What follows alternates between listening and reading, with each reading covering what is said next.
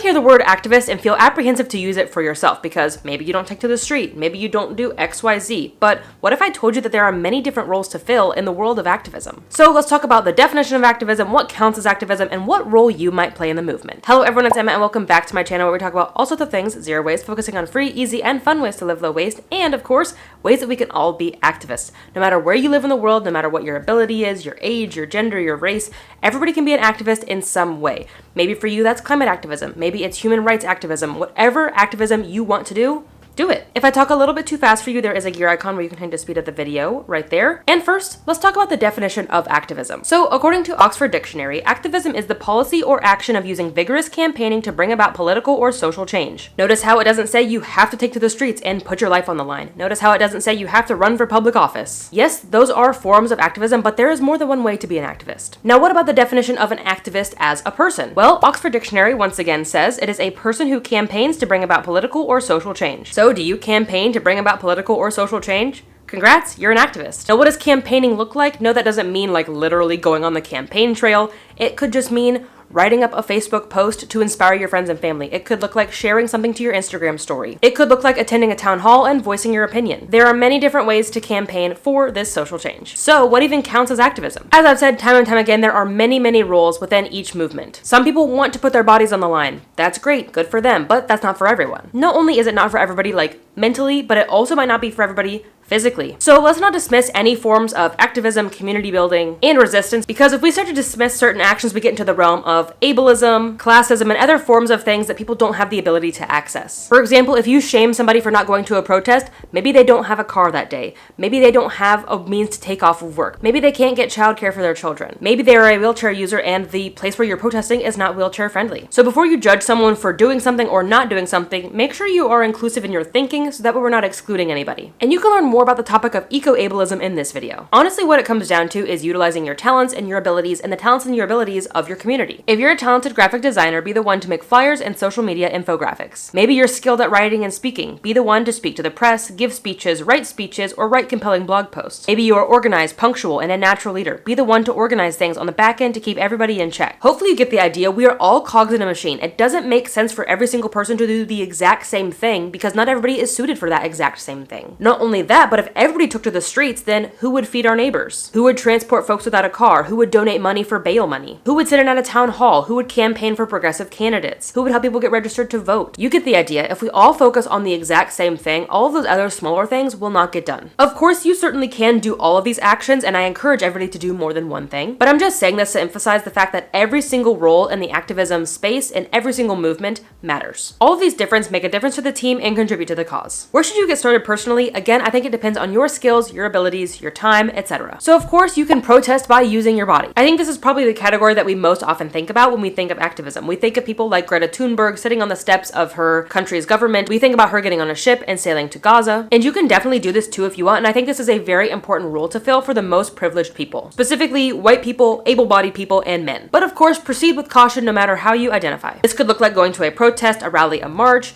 doing a teach-in, doing a sit-in, disrupting events, putting your body between the oppressor and the oppressed. You could also do actions like becoming a legal observer. Pretty much anything that requires you to go somewhere and literally use your body for activism. But there's also digital activism. This looks like making social media posts to educate others and spread the word, sharing social media posts that you find educational and helpful, signing and sharing petitions, donating and sharing GoFundMe pages, sharing action items with your friends, family, and followers, and also using apps like 5Calls and ResistBot. These apps allow you to take direct political action right here on your phone in the comfort of your own home. You can call your reps, you can write them emails, you can send them physical mail as well, right here from your phone. And I also encourage people to use their platform. Yes, even if you only have one follower, but this is mostly a call-in to my fellow content creators. I urge you to use your platform for good, and I understand that you already are by talking about climate change and waste reduction, but we simply cannot ignore the atrocities happening to humans across the planet, especially because these atrocities also impact the planet. The genocide happening in Gaza, the bombing of Iran, Yeah, those have environmental impacts. Deporting people has environmental impacts as well. If you don't want to be empathetic towards people, or if you're thinking maybe my audience won't like this because it's not in a frame of climate change, turn it into a climate change thing. Make people care about human rights because they care about the planet. Turn people into human rights advocates because they're already climate activists. But anyway, if you have a significant platform, I highly encourage you to use it for good. Share petitions, share donation options, share apps like Five Calls and encourage people to call their reps. It doesn't have to be anything huge like a YouTube video or an in-feed post. It can just be sharing stuff to your stories, but I really hope more people do this. For this next category, I think people kind of ignore as a form of activism, and that is using your money. If you have spare funds, money goes a long way in activism spaces. From donating to legal aid, mutual aid, fundraisers, political campaigns, local charities, public lands, conservation, whatever it might be, donate to a cause that means something to you. But something that we can all do whether we have spare money or not is voting with our dollar. You can learn more about this term in full in this video. And no, I know it might not always be the cheapest thing to do, but I think that everybody can do it to some capacity. If you can, shop small, shop locally, and stop shopping at big businesses that are destroying the planet, union busting, and paying politicians to do their evil bidding. But this also just means simply shopping less.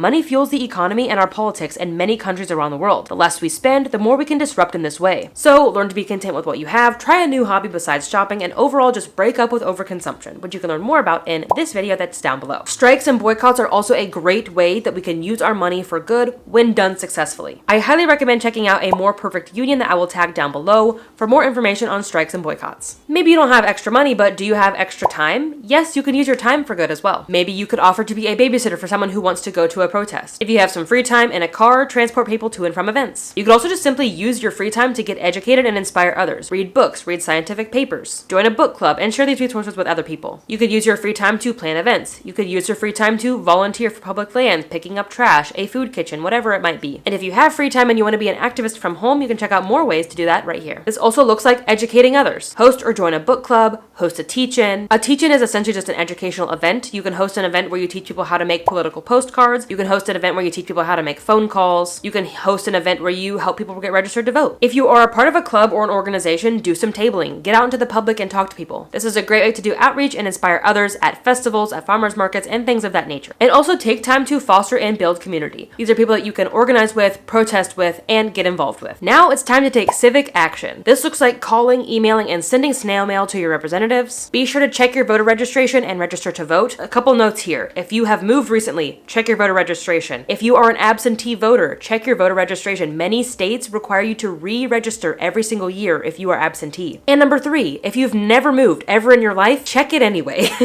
It takes less than 2 minutes. In times like these, when our national government is running amok, it can be very easy to focus on national politics, which is important. Don't look away from those. But I'm also saying focus on your local politics as well. Make sure that your mayor is in check, your governor is in check, your town hall is not doing anything suspicious.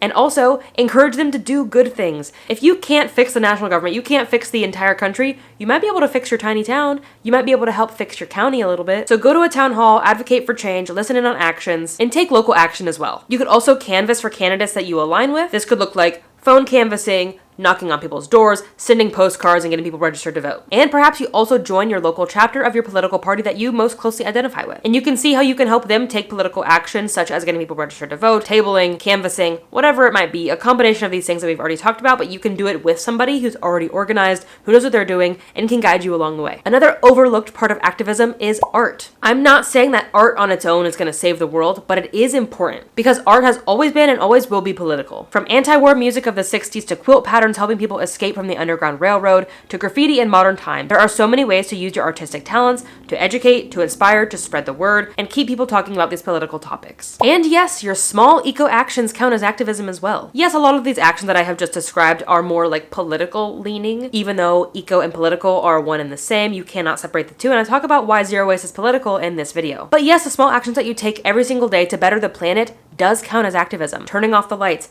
picking up trash, recycling, reusing, getting a library card, boycotting Amazon, whatever it might be, all of those have political implications and also count as activism. Yes, it matters if you do it, but it matters even more if tens or hundreds or thousands of us all do it together through the form of collective action. Because yeah, sure, it matters that I today pick up 10 pieces of trash, but what if every single person who subscribed to my YouTube channel picked up 10 pieces of trash today? 400,000 pieces of trash we could pick up if we all just did 10 pieces of trash. It's such a small action, right? But when we all do a small action together, it makes huge ripples in the ocean. So here are a few more ideas. Use your reusables, like a reusable grocery bag, a reusable water bottle, because big oil profits from single-use plastic. Shop secondhand. Walk and bike instead of driving where possible to use as little gas as possible. Reduce what you consume, reuse what comes into your home, and recycle instead of throwing stuff away. Try composting and gardening, and donate your used items instead of throwing them away. And lastly, have hope. Hope is radical, joy is radical, when in conjunction with other forms of activism. I'm not just saying sitting here at home, having hope is gonna save the world. If that is the only piece of activism that you do, I would really encourage you to do more. But truly, they want us scared, they want us hopeless, they want us to give up. It is okay to mourn, and I'm not saying that we can't be sad, we can't be anxious, we can't be worried. But don't forget the joy in your life either. We can hold multiple feelings at once, and I think it is very important that we make intentional time for joy, for happiness, for hope. So don't forget that as well. And please remember that judgment gets us nowhere. Nowhere. Quite frankly, I am so sick of people across the internet in all activism spaces, but particularly on the left, tearing each other apart for not doing enough, for not doing the biggest and best thing. For example, when I post about making a phone call to my reps or sending a postcard, I often get hate comments of people accusing me of not doing enough.